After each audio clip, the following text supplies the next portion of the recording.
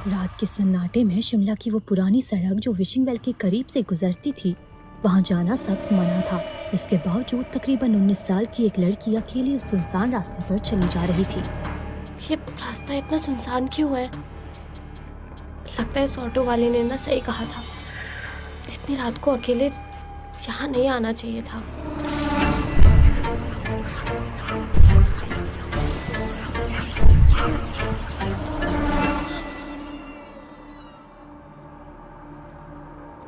यहाँ तो कोई भी नहीं है, फिर वो कदमों की आवाज।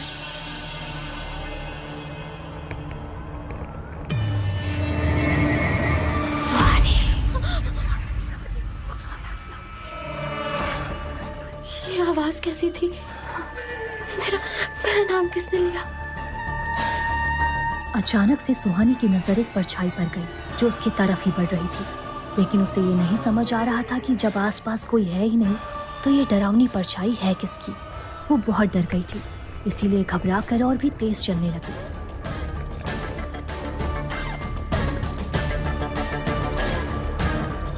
लेकिन जितनी तेजी से सुहानी चल रही थी, वो डरावनी औरत की परछाई उसे पकड़ने के लिए और भी तेजी से उसका पीछा करने लगी। वो साया उसे पकड़ने ही वाला था कि तभी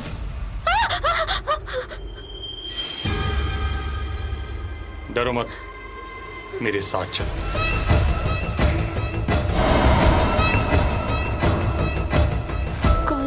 कौन है आप? चुपचाप मेरे साथ चलती रहो। इसके छूते ही वो डरावनी औरत की परछाई वो कहाँ गायब हो गई?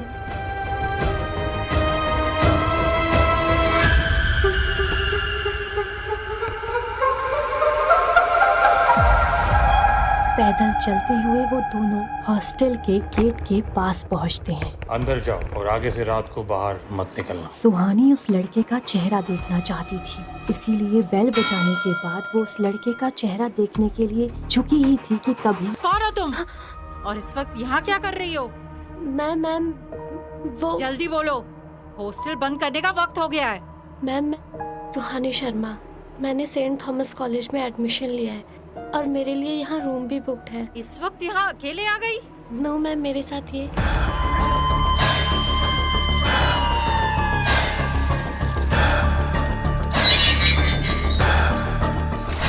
किसे ढूंढ रही हो तुम? जिसके साथ मैं यहाँ आई हूँ, अभी तो यहीं था। यहाँ तो कोई नहीं है। जब मैं यहाँ आई तो तुम अकेली खड़ी थी। देखो, काफी देर हो चुकी है, अंदर आ जाओ। और याद रहे, रात के 8 बजे के बाद हॉस्टल से बाहर जाना मना है।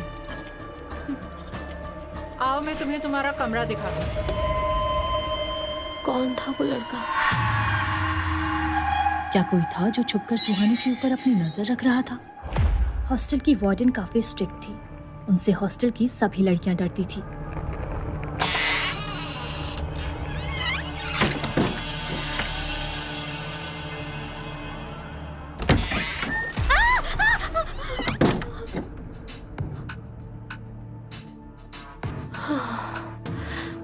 तो तुम मेरी नई रूममेट हो।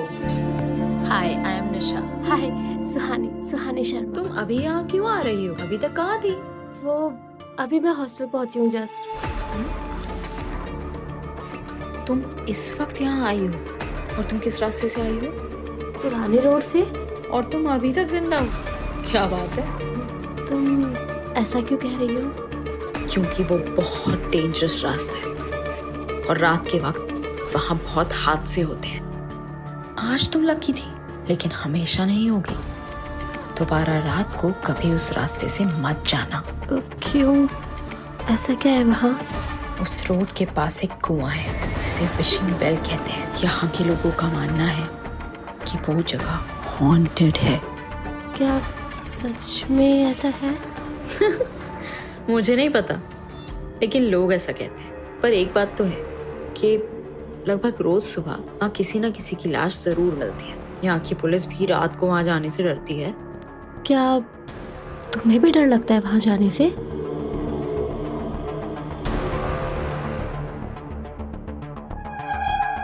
हमारी वार्डन की भयानक शक्ल के अलावा मुझे दुनिया में किसी चीज से डर नहीं लगता। निशा का जवाब सुनकर सुहानी भी हंसने लगती है। इसके बाद निशा और सुहानी के बीच बहुत सारी बातें होती हैं। वो दोनों एक दूसरे को अपने अपने बारे में बताने लगती हैं।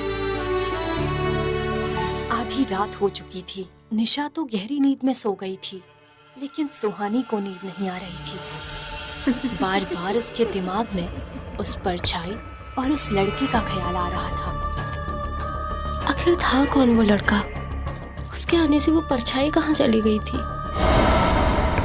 कहीं वो परछाई मुझे मारने तो नहीं आई थी? वो लड़का, उसने मुझे क्यों बचाया होगा?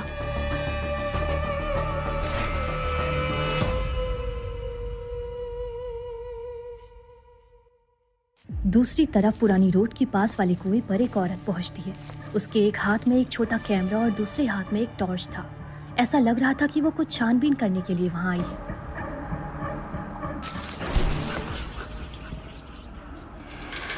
यहाँ तो कोई भी नहीं है। बेकार में ही लोगों ने आत्मा की कहानी फैला रखी और कोई इसका फायदा उठाकर यहाँ के लोगों को मार रहा है। पता नहीं क्या मिलता है लोगों को ऐसी झूठी खबर फैलाते हुए। कहानी झूठी नहीं है।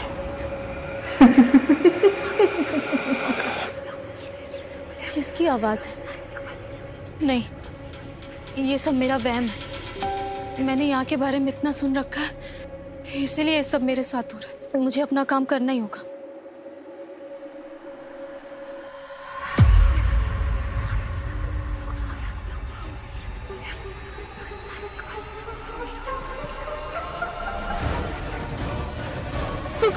कौन हो तुम्हारी?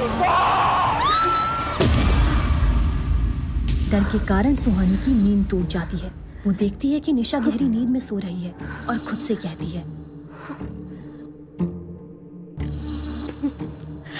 ओह गॉड, कितना भयानक सपना था। ऐसा लग रहा था जैसे सब कुछ सच में हो रहा है। वो औरत, वो साया, कितना भयानक था।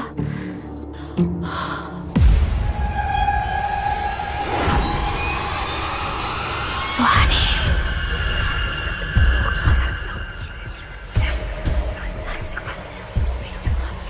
सुहानी की जान के पीछे क्यों पड़ा है वो साया? कौन था वो लड़का और उसने सुहानी की जान क्यों बचाई?